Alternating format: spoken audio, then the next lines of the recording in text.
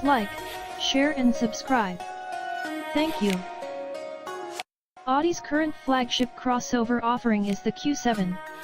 Unlike most of its rivals, the Q7 offers up to 7 seats and plenty of trunk space. However, it isn't exactly what we would call sporty, and it falls short when compared to some of its more aggressive-looking rivals. In order to change that, it seems a new model will be released in the near future. Earlier this year, Audi released the Q8 concept, a 4-door coupe crossover offering up to 5 seats with a coupe-like roofline. The car was clearly inspired by one of their earlier Quattro concepts with its squat stance and very aggressive design. However, it seems this wasn't just a concept. Not that long ago, the production version of the 2018 Audi Q8 has been seen testing on the Nürburgring. The car was heavily camouflaged, but even so, the design cues first seen on the concept were quite clearly visible. Is it the same as its rivals? At this point, it seems the Q8 will be nothing like its main competitors, and that is great. The car offers a much more refined look, and it seems it might be better equipped too.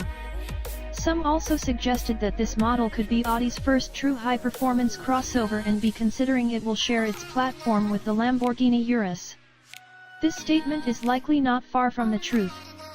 Things like a fully adaptive suspension system, carbon ceramic brake rotors as well as a high-performance RS Q8 version will most definitely be offered during its lifespan.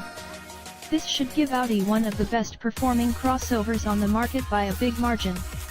Engine. The 2018 Audi Q8 will likely share most of its engines with the lesser Q7. This means the base model is likely going to boast a 3.0-liter turbocharged V6 gas engine despite the fact the concept had a hybrid. This engine should be good for little over 350 horsepower and 360 lb-ft of torque. Even though it may seem down on power, this engine should allow the car to hit 60 miles per hour in under 5.0 seconds, mostly thanks to its lightweight aluminum construction. Further up the range, the car could get one of Porsche's new gas powertrains. Their 2.9-liter V6 is known to make well over 400 horsepower, while the 4.0-liter twin-turbo V8 has been seen to make as much as 550 horsepower. Either of these would allow the Q8 to shine, especially since both engines are relatively lightweight, which would allow the car to drive better than some would expect. As with most other crossovers, the 2018 Audi Q8 will come with their Quattro all-wheel drive system. Also, this is likely going to be Audi's first car to receive an 8-speed dual-clutch automatic, which will provide shorter gear change times than the old ZF 8-speed while also being lighter. Release date: first months of 2018. Price: starting at $76,950 for base model. Looks.